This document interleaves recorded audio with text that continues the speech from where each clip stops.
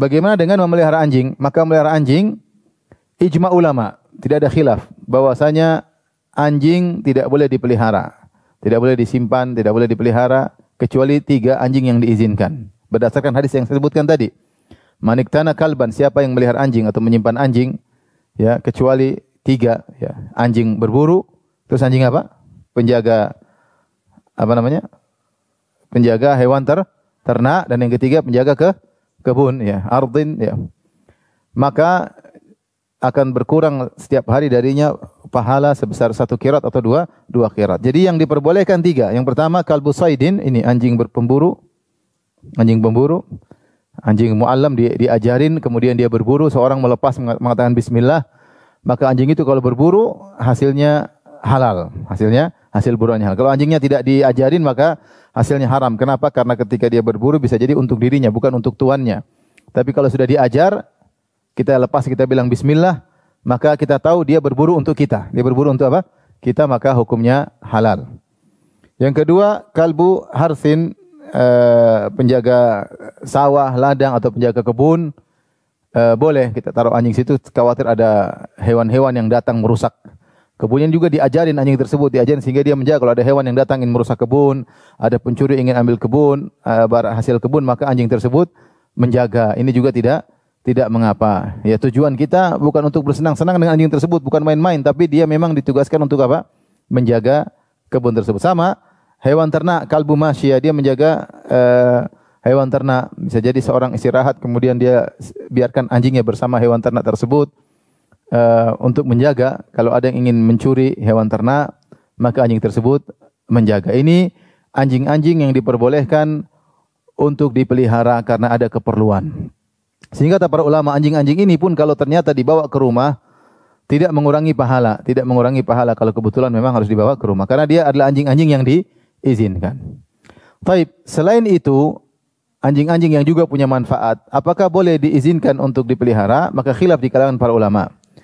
Sebagian ulama mengatakan hanya dibolehkan 3 ini. Selain itu tidak boleh. Dan sebagian ulama mengatakan boleh dengan kias. Dengan apa? Kias, analogi. Karena dilihat dari 3 model anjing tersebut adalah anjing-anjing yang bermanfaat. Ya, dan syariat tidak melarang kalau anjing tersebut punya manfaat. Seperti anjing pemburu punya manfaat. Anjing penjaga hewan ternak punya manfaat. Anjing penjaga kebun juga punya manfaat. Kalau begitu, anjing-anjing lain juga bermanfaat, diperbolehkan. Seperti anjing pelacak, mereka mengatakan boleh. Ada yang mengatakan boleh, ya. Seperti anjing apa yang bisa cium apa? Narkoba, ya. Maka ini juga tidak mengapa karena ada manfaatnya. Seperti di antara mereka para ulama mengatakan anjing yang membantu orang buta. Ada orang buta enggak ada yang menuntunnya, maka diajarlah seekor anjing untuk menuntunnya ke masjid misalnya.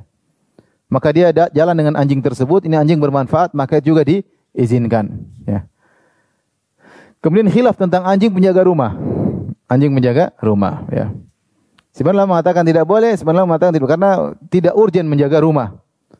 Wallahu alam, kalau memang rumah tersebut di daerah rawan, ya, kemudian memang dikhawatirkan ada pencurian, maka pendapat yang lebih kuat tidak mengapa ditaruh anjing di situ untuk menjaga rumah tersebut. Bukan untuk main-main dalam rumah, ya. Tapi dia memang ditaruh di situ untuk menjaga apa? Rumah, kalau memang rumah tersebut rawan ada pencurian, ya. Rawan ada pencurian. Ini pendapat dipilih oleh Nawawi rahimahullah taala dalam syarah Sahih Muslim. Dan juga dikuatkan oleh Syekh Ibnu Utsaimin rahimahullahu taala, ya. Adapun setiap rumah taruh anjing, rumah juga orang mau curi juga malas, ya. Maksudnya rumah tidak mewah-mewah banget, ya.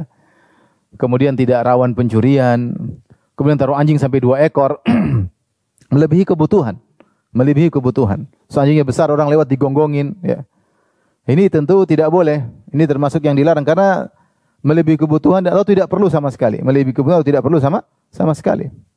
Ya. Saya tinggal di kompleks, saya sering jalan pagi situ. Sampai di situ saya selalu lewati anjing. Ada 2 ekor besar-besar. Ya, saya juga namanya ya lewat aja, tapi sebagian ibu-ibu enggak berani lewat. Lewat berhenti, kasihan, subhanallah. Ini orang zalim, apalagi anjing tersebut menggigit. Ini tahu dalam hukum Islam kalau kalbun akur, ya, anjing yang suka mengganggu boleh dibunuh, dibunuh. Enggak ada apa-apa gigit orang ini boleh dibunuh. Sampai kejadian kemarin juga sempat di dekat sekitar kompleks juga ada pembantu yang dibunuh oleh anjing. Ya, kejadian di Jakarta Timur ya.